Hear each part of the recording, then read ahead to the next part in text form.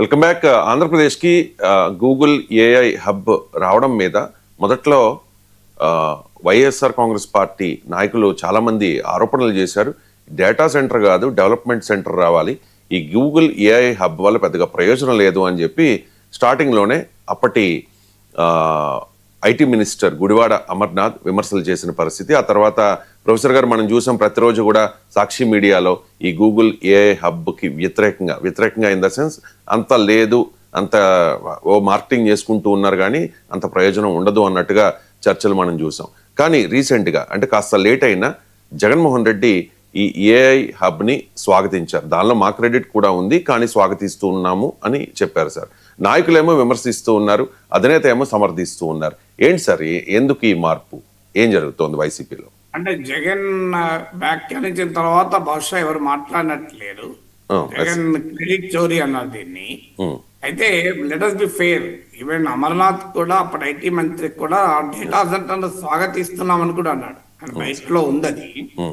అంటే సోషల్ మీడియాలో సమస్య ఏంటంటే ముక్కలు కొన్ని సెలెక్టివ్ గా ముక్కలు సర్క్యులేట్ అవుతాయి. ఇప్పుడు నేను కూడా ఆ రోజు విశ్లేషించే సమయంలో వరల్డ్ ఎకనామిక్ ఫోరంకు వెళ్ళలేదు అంటే చలి పెడుతోంది కనుక వెళ్ళలేదని అమర్నాథ్ అన్నాడని కూడా వ్యాఖ్యానించాను.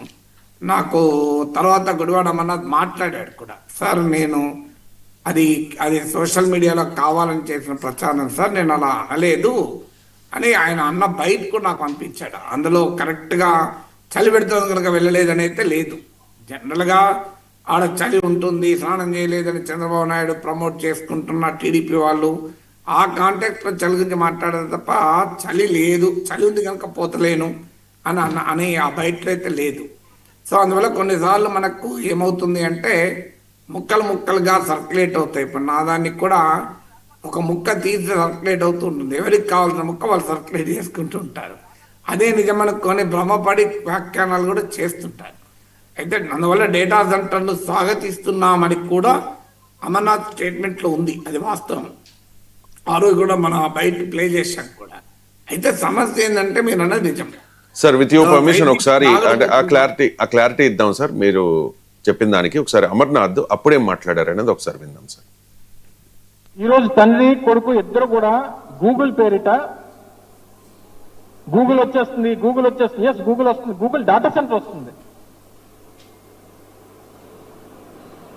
డేటా సెంటర్ ఏర్పాటు చేయమని తప్పలేదు, స్వాగతిస్తున్నాము. కానీ డేటా సెంటర్తో పాటు వాళ్ళ తాలూకా ఒక డెవలప్మెంట్ సెంటర్ కూడా పెట్టమనండి విశాఖపట్నంలో. కమిట్ చేయండి వాళ్ళని. ఒక 20,000 మందితోనో 10,000 మందితోనో ఒక డెవలప్మెంట్ సెంటర్ కూడా విశాఖపట్నంలో పెట్టమనండి. పెడితే ఒక 10,000 మందో 20,000 మందో ఐటీ ప్రొఫెషనల్స్ ఈ ప్రాంతంలో ఉద్యోగాలు చేయడానికి వస్తే అప్పుడు ఈకో సిస్టమ్ అనేటువంటిది డెవలప్ అవుతుంది. ఆ రోజు మేము ఇన్ఫోసిస్ తీసుకొని వచ్చాము. ఇన్ఫోసిస్ కమిట్మెంట్ 10,000 మంది ఎంప్లాయ్మెంట్ చేస్తామని చెప్పి ఇనీషియల్ గా. రైట్ సార్, ఆయన స్వాగతిస్తాను అంటూనే డేటా సెంటర్ మాత్రమే కాదు డెవలప్మెంట్ సెంటర్ కూడా కావాలి అని. అయితే జగన్ బయట మీరు ప్లే చేస్తే అందులో ఉంటుంది డేటా సెంటర్ వల్ల ఈకో సిస్టమ్ వస్తుందని జగన్ కూడా ఒప్పుకున్నాడు సార్. అది కూడా ప్లే చేద్దాం సార్ ఒకసారి. జగన్ బయట డేటా సెంటర్లో పెద్ద ఉద్యోగ అవకాశాలు తక్కువే, కానీ ఒక డేటా సెంటర్ రావడం వల్ల ఒక ఎకో సిస్టమ్ బిల్డ్ అవుతుంది. ఆర్టిఫిషియల్ ఇంటెలిజెన్స్ అనేది రేపు పొద్దున ప్రపంచాన్ని డామినేట్ చేయబోయే నెక్స్ట్ టెక్నాలజీ. ఆ ఆర్టిఫిషియల్ ఇంటెలిజెన్స్ అయినా కూడా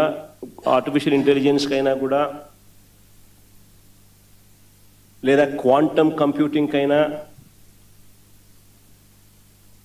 రేపొద్దున ఫ్యూచర్లో జరిగే ఎటువంటి గొప్ప మార్పుకైనా కానీ డేటా సెంటర్ అనేది will be the nodal point.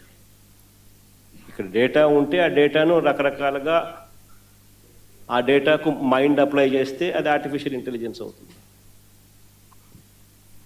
So data centre is going to be a key factor.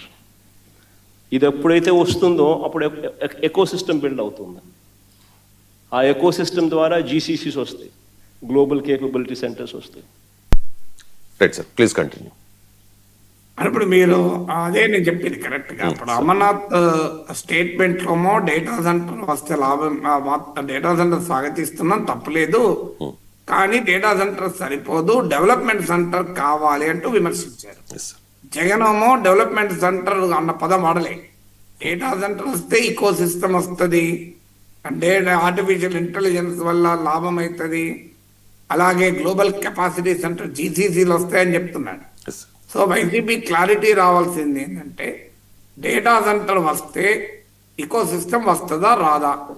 మీకు అప్పుడు ఐటీ మంత్రమో ఈకో సిస్టమ్ రావాలి, అందుకు డెవలప్మెంట్ సెంటర్ కావాలి అంటారు. జగన్మోహన్ రెడ్డి ఏమో డేటా సెంటర్ వస్తే ఆటోమేటిక్గా ఈకో సిస్టమ్ డెవలప్ అవుతుంది అంటున్నారు. నేను ఆ రోజు కూడా చెప్పాను, అమర్నాథ్ రియాక్షన్ మీద మాట్లాడుతూ డేటా సెంటర్ అనేది ఒక్క డేటా సెంటర్గానే చూడకూడదు, ఒక్కసారి అంత భారీ ఇన్వెస్ట్మెంట్ వచ్చాక ఆటోమేటిక్గా ఈకో సిస్టమ్ డెవలప్ అవుతుంది అన్న. మీకు మైక్రోసాఫ్ట్ వచ్చాక ఎలా ఈకో సిస్టమ్ డెవలప్ అయిందో ఉదాహరణ కూడా చెప్పాను. అయినా ఇది ఒక్క డేటా సెంటరే కాదు, గూగుల్ ఏఐ హబ్ కూడా. ఇప్పుడు గూగులే $15 బిలియన్ ఇన్వెస్ట్ చేస్తుంది, అదాని ద్వారా డేటా సెంటర్ నిర్మాణం జరుగుతుంది. దాని గూగుల్ ఏఐ హబ్ కావలసిన డేటా సెంటర్కు అదానీదే కన్స్ట్రక్షన్ పార్ట్నర్. అదానే కాదు, భారతీ ఎయిర్టెల్ కూడా కన్స్ట్రక్షన్ పార్ట్నర్. అది అండర్ సీ కేబుల్స్ కూడా భారతీ ఎయిర్టెల్ వేస్తుంది. ఇప్పుడు ఎలా ఉంటుందంటే ప్రపంచంలో గూగుల్ పని కాదు కదా, అన్ని పనులు గూగుల్ చేయదు. వాళ్ళు ఏం చేస్తారు, ఇప్పుడు ఉదాహరణకు మనమే ఉన్నాం, ఒక పెద్ద ఇల్లు కట్టుకుంటున్నాం అనుకోండి, మనం ఒకరికి సబ్ కాంట్రాక్ట్ ఇస్తుంటాం, ఎలక్ట్రిసిటీ కాంట్రాక్ట్ ఒకరికి ఇస్తాం, ఇంటీరియర్స్ ఇంకొకరికి అప్పచెప్తాం. సో అలాగే మీకు కన్స్ట్రక్షన్ ఇంకొకరికి అప్పచెప్తాం. సో ఇలా మనమే చేస్తాం. ఒక చిన్న ఇల్లు కట్టుకుంటేనే అన్నీ మనమే ఎలక్ట్రిషియన్ పిలిపించుకొని మనమే దగ్గర చేయం. మనం ఒకవేళ ఎవరికైనా కాంట్రాక్టర్కి ఇచ్చినా ఆ కాంట్రాక్టర్ మళ్ళీ సబ్ కాంట్రాక్టర్కి ఇస్తాడు. ఎలక్ట్రికల్ కాంట్రాక్టర్ ఒకరికి, పెయింటింగ్ ఒకరికి ఇస్తారు. సో ఒక ఇల్లు కడితేనే అలా ఉంటే గూగుల్ ఏ హబ్ కడుతూ ఉండదా? అందువల్ల it is Google investment, it is not Adani investment. అదానికి కూడా పార్ట్నర్, అందులో అనుమానం లేదు. Adani partner, Bharti Airtel partner. అందువల్ల ఇదేదో అదానీ ఒక్కటే ఉంది, ఒక డేటా సెంటర్ అని చెప్పలేము. సో ఏ హబ్ కూడా ఉంది. ఈవెన్ ఒక్క డేటా సెంటర్ వచ్చినా దాని ఈకో సిస్టమ్ వస్తుందని జగనే చెప్తున్నాడు. డేటా సెంటర్ వస్తే అందులో డేటా ఉంటుంది, డేటాకు మైండ్ అప్లై అయితే ఏ అవుతుంది, ఇవన్నీ డెవలప్ అయితే గ్లోబల్ కెపాసిటీ సెంటర్స్ వస్తాయని జగన్ చెప్తున్నాడు. సో అంటే వైసీపీ క్లియర్గా తన విధానం మార్చుకుంది అని అర్థమవుతుంది. ఎందుకంటే వైసీపీ దాగుడు మూతలు క్లియర్గా తెలుస్తుంది కదా. దీనికి కొన్ని టీవీ ఛానల్లో విచిత్రమైన వివరాలు చూశాను నేను. ఉత్తరాంధ్ర వైసీపీ నేతలకు జగన్మోహన్ రెడ్డికి మధ్య కమ్యూనికేషన్ గ్యాప్ ఉంది, అధినాయకుడి అభిప్రాయం తెలుసుకోకుండానే ఉత్తరాంధ్ర వైసీపీ నాయకులు కామెంట్ చేశారు అంటూ విచిత్ర విశ్లేషణ చూశాను నేను. ఉత్తరాంధ్ర వైసీపీ నేతలు జగన్ అడగకుండా కామెంట్ చేస్తారా? పోనీ ఉత్తరాంధ్ర వైసీపీ నేతలు అంటే చేశారు. సాక్షి మీడియాలో కథనాలు, మీకు టీవీలో చర్చలు చూడండి, ఇదే చెప్పారు కదా. దీనివల్ల 200 ఉద్యోగాల కన్నా ఎక్కువ రావు, ఈ డేటా సెంటర్ వల్ల ఏం లాభము, టెంపరేచర్ పెరుగుతుంది, ఇవన్నీ మాట్లాడారు కదా. నిజమే, టెంపరేచర్ టెంపరేచర్ పెరుగుడు కాదు, హైలీ ఎనర్జీ ఇంటెన్సివ్, దాంట్లో డిస్ప్యూట్ లేదు. 1 గిగావాట్ నేను లెక్కలతో సహా చెప్పాను మీకు. ఢిల్లీలో మొత్తం వాడే పవర్ 7 గిగావాట్స్. ఢిల్లీ అంటే పార్లమెంటు, ప్రైమ్ మినిస్టర్ ఆఫీసు, రాష్ట్రపతి భవనం, కేంద్ర ప్రభుత్వ కార్యాలయాలు అన్నీ ఉంటాయి కదా, ప్రజలు ఉంటారు. ఢిల్లీలో 7 గిగావాట్స్ కన్సంప్షన్ ఉంటే ఒక్క ఈ గూగుల్ ఏ హబ్ అదానీ డేటా సెంటర్లో 1 గిగావాట్ పవర్ కన్సూమ్ అవుతుంది. అంటే ఢిల్లీ వాడే పవర్లో 1/7 ఒక్కటి ఏ హబ్ వాడుతుంది. ఆ డేటా సెంటర్ ఇక్కడే కాదు, ప్రపంచమంతా డేటా సెంటర్ల విషయంలో ఉన్న విమర్శ అది.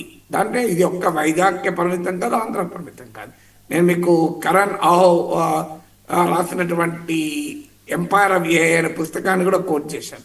అందులో ఒక చాప్టరే ఉంది ఏకంగా. ఆ చాప్టర్లో మై సన్ ఇది ఏఐ స్పెషలిస్ట్ ఇన్ గూగుల్, వాడు ఇచ్చాడు నాకు ఆ బుక్. ఇప్పుడు వాడి ఇంట్లోనే ఉన్నాను కనుక అమెరికాలో, నాన్న ఈ బుక్ చదవండి అని ఇచ్చాడు నాకు, ఎంపైర్ ఆఫ్ ఏఐ అని.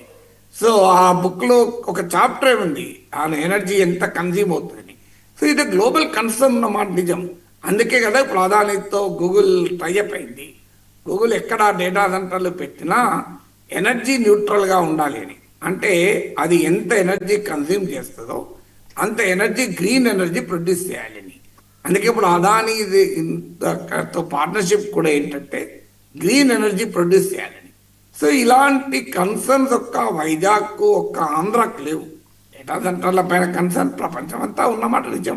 ఎందుకంటే ఏఐ అనేది పవర్ తాగే రాక్షసులు లాంటి బకాసులు. సో ఏ ఇన్ఫ్రాస్ట్రక్చర్ మొత్తానికి డేటా సెంటర్లకు భయంకరంగా విద్యుత్ అవసరం ఉంటుంది, అనుమానం లేదు. ఇప్పుడు చిప్ పరిశ్రమ ఉంది, ఫ్యాబ్ సిటీ అంటారు, ఫాబ్రికేషన్ యూనిట్స్, వాటికి హెవీగా వాటర్ కావాలి. అది నిజమే ఇవన్నీ, but that is how technology develops కదా. ఇప్పుడు చైనా వాళ్ళు డేటా సెంటర్ పెట్టుకుంటే లేదా వాళ్ళ దానికి తగ్గట్టుగా ఎలా పవర్ కన్జ్యూమ్ చేయాలి. ఇప్పుడు ఈవెన్ ఆకాశంలో ఉపగ్రహాలు పెట్టినట్టు ఆకాశంలోనే సోలార్ ప్యానెల్ పెట్టాలని ఆలోచిస్తున్నారు. నదుల పైన మీకు సోలార్ ప్యానెల్స్ కంటిన్యూస్గా తేలేలా చేయాలి అని. ఆ రకంగా రివర్లో అంటే ల్యాండ్ మీద సోలార్ ప్యానెల్ పెడితే సరిపోదు కనుక రివర్ వాటర్ పైన అలా ఉపరితలం సర్ఫేస్ పైన సోలార్ ప్యానెల్స్ ఇలా తేలుతూ పవర్ ప్రొడ్యూస్ చేయాలని. So there are different ways. ఒకది ముందుకెళ్ళినప్పుడు ఇప్పుడు కార్ వచ్చింది, కార్ వచ్చాక నీకు డీజిల్ పెట్రోల్ వాడకం పెరగలేదా, దానివల్ల మీకు కాలుష్యం పెరగలేదా అని చెప్పి కార్లు మానేస్తున్నామా? So let us understand the importance of technology నేను ఆ రోజు కూడా చెప్పాను. అయితే వైసీపీ ఆ గందరగోళం మీద కనబడింది. వాళ్ళు దానికి మూలం ఎక్కడ ఉంది ఈ దాగుడు మూర్తులకు? ఏం జగన్కు డేటా సెంటర్ తెలియదు, అమర్నాథ్కు డేటా సెంటర్ తెలియదు అని నేను అనుకోను. ఐటీ మినిస్టర్గా ఉన్న వ్యక్తికి ఏమీ తెలియదని అనలేం కదా. ఆయన ఐటీ మినిస్టర్గా పనిచేశారు. జగన్మోహన్ రెడ్డికి అయితే హైదరాబాద్ పబ్లిక్ స్కూల్ బ్యాక్గ్రౌండ్, ఆయన సయానా ఇండస్ట్రియలిస్ట్ కూడా. సో వాళ్ళకి తెలియక కాదు, పాలిటిక్స్లో భాగంగా ఈ మాట్లాడుతుంటారు. అంటే తెలుగు కూటమి పెద్ద ఎత్తున బీభత్సంగా దాన్ని ప్రమోట్ చేసుకున్నారు. మామూలుగా ప్రమోట్ చేయలేదు ఇప్పటికీ కూడా. దానికి తగ్గట్టు సుందర్ పిచ్చే ప్రైమ్ మినిస్టర్తో మాట్లాడడము, ప్రైమ్ మినిస్టర్ ట్వీట్ చేయడము, విపరీతంగా నేషనల్ మీడియాలో హైపు, ఇంటర్నేషనల్ మీడియాలో హైపు, ఇవన్నీ రావడంతో వైసీపీ కంగారు చేసింది. అసలు ఏంటి, నేను అందుకే మొదట్లోనే అన్నాను వైసీపీ కంగారు అని పదవాడింది. వైసీపీకి ఎలా రెస్పాండ్ కావాలో అర్థం కాలేదు. ఒక రకంగా కూటమి ప్రభుత్వ మ్యాసివ్ పబ్లిసిటీ, అందులో తెలుగుదేశం ముఖ్యంగా, వైసీపీ బీజేపీ తక్కువ, జనసేన బీజేపీ తక్కువ, తెలుగుదేశానికి ఉండేటువంటి పబ్లిసిటీ సోషల్ మీడియా చాలా పవర్ఫుల్. ఎందుకంటే ఐటీ రంగంలో కూడా తెలుగుదేశం అభిమానులు గణనీయంగా ఉంటారు, వేలల్లో ఉంటారు, మీకు అమెరికాలో కానీ ఎక్కడ కానీ. సో దానివల్ల ఏంటంటే వాళ్ళు మ్యాసివ్గా ప్రొజెక్షన్ ఇచ్చుకున్నారు. ఏకంగా వైజాగ్లో గూగుల్ని లోగోను ఇమిర్చి చంద్రబాబు నాయుడు ట్వీట్ చేయడము, ఇదంతా చంద్రబాబు నాయుడుకు ఐటీ అంటే చంద్రబాబు నాయుడు అని పేరు కూడా ఉంది, నిజం కూడా అది. ఆయన ఉమ్మడి రాష్ట్రంలో హైదరాబాద్ నగరంలో ఐటీ రంగంలో చేసిన కృషి వల్ల చంద్రబాబు నాయుడు తెలుగుదేశం పార్టీ పబ్లిసిటీకి క్రెడిబిలిటీ వచ్చింది. వేరే వాళ్ళు పబ్లిసిటీ చేసుకున్నంత క్రెడిబిలిటీ రాదు, ఎందుకంటే Chandrababu Naidu as an history కదా. సో అది చంద్రబాబు నాయుడుకి చరిత్ర ఉంది కనుక డెఫినెట్గా ప్రజలు నమ్ముతారు కూడా. దాన్ని వైసీపీ భరించలేకపోయింది. అందువల్ల వైసీపీ అక్కడ ఫస్ట్ పొరపాటు కంగారు పడ్డారు.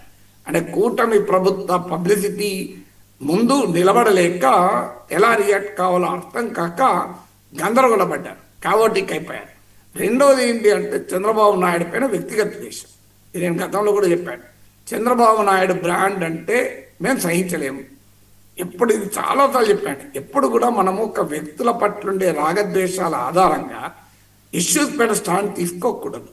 అలాంటి విశ్లేషకులే కాదు, రాజకీయ పార్టీ కూడా తీసుకోవద్దు. మంచి జరిగితే ఒప్పుకోవాలి. ఇప్పుడు Mahatma Gandhi national rural employment guarantee programme ఉంది. ఎవరు ప్రారంభించారు దీన్ని? యూపీఏ ప్రభుత్వం మొదలుపెట్టింది. మోడీ ప్రభుత్వం అమలు చేయడం లేదా?